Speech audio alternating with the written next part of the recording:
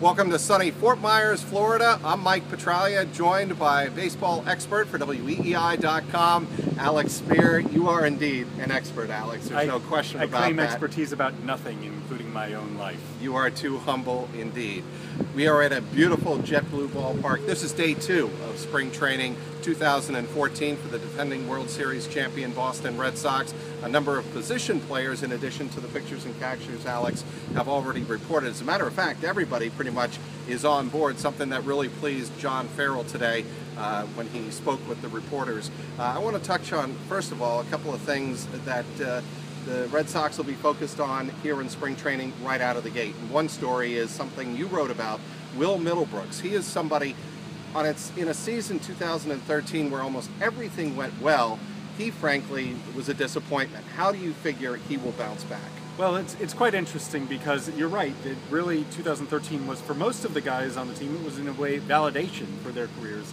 In Middlebrooks' case, it was pretty drastically different from what everyone else experienced, and he described the experience as having essentially had his face pushed into the dirt a few different times. He said, look, it's not fun to struggle, it's not fun to be told you're not good enough, it's not fun to be sent down to the minors, but he's using all of that, all of his struggles of 2013 as compelling motivation to assert himself and to show that he's more the guy who he was in 2012 when he looked like a future franchise cornerstone, as opposed to the guy last year who didn't have a defined role and lost his job twice. So I think that Middlebrooks is one of the huge stories in camp, really, because there is that uncertainty about what he is as a big leaguer, given the wide disparity between those two seasons. He is in great shape. He added 12 pounds of muscle this offseason, mindful of the fact that the physical demands of the Major League season ended up costing him some production when he suffered a lower back injury. He tore the cartilage in his ribs. So he is driven. He's a guy with a chip on his shoulder this year.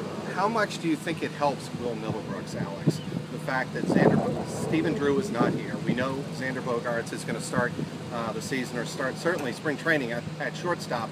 The job at third base is Will's to win. It certainly is. Right now he is the Red Sox third baseman, but there's still uncertainty about that because until Stephen Drew's situation is resolved, then there might be a bit of looking over the shoulder. Although the way Middlebrooks put it is, I'm not going to concern myself with anyone else.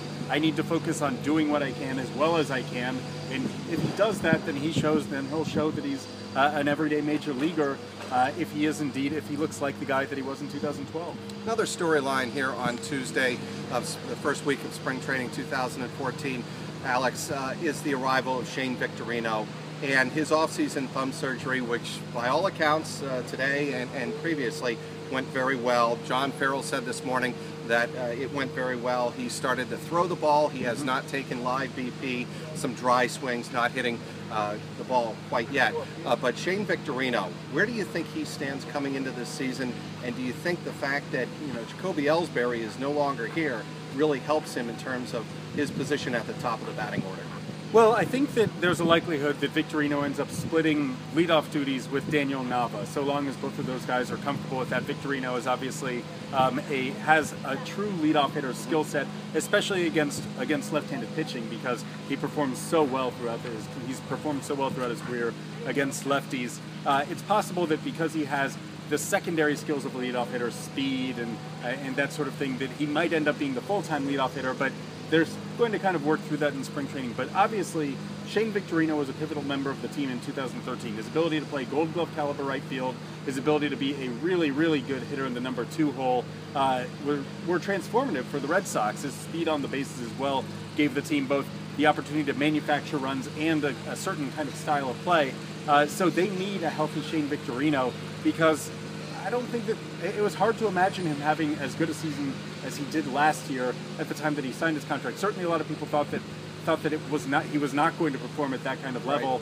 Right. He's a pretty pivotal guy, especially as we talk about. I mean, you should probably you have more thoughts about this as the Red Sox try to prepare for life without Jacoby Ellsbury.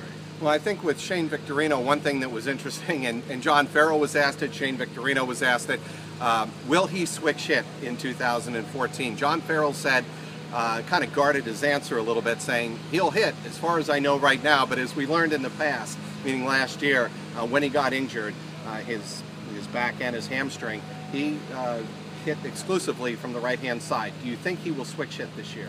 I don't know. My guess right now would be yes, because he's talked a lot. He talked a lot throughout last year about how it's something he worked so hard on to kind of master throughout his career.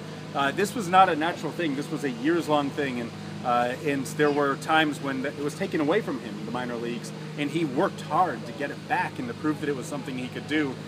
When you fight to demonstrate that you have a skill, you don't give it up very easily. But holy smokes, he was productive.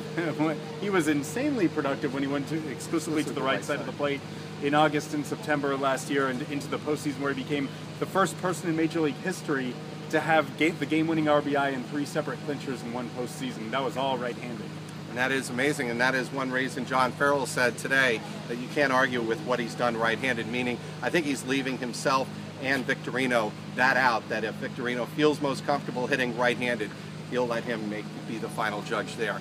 Okay, let's talk about Jonny Gomes. The beard is gone. The much ballyhooed beard is gone. He is in camp. Looks very relaxed. The one takeaway... Looks very young. And he looks very young. As a matter of fact, I believe it was Shane Victorino said he looked like a freshman in high school, joking around with him in the clubhouse this morning. But Jonny Gomes, John Farrell said today he was the edge of that World Series championship team towards the end of the postseason run last year. It's one reason Farrell pointed to that he did not platoon in the World Series when a lot of people thought that he might. And then Farrell even said, had this been July, people would have been wondering, why am I not platooning with Daniel Nava? Your thoughts on Jonny Gomes coming back here for a second season with the Red Sox? Well, even in October, people were asking John Farrell, why are you doing this even at this juncture? Right. Because Daniel Nava is a tremendous hitter. We can't overlook the fact that this was a guy who hit over 300, had the 5th best on base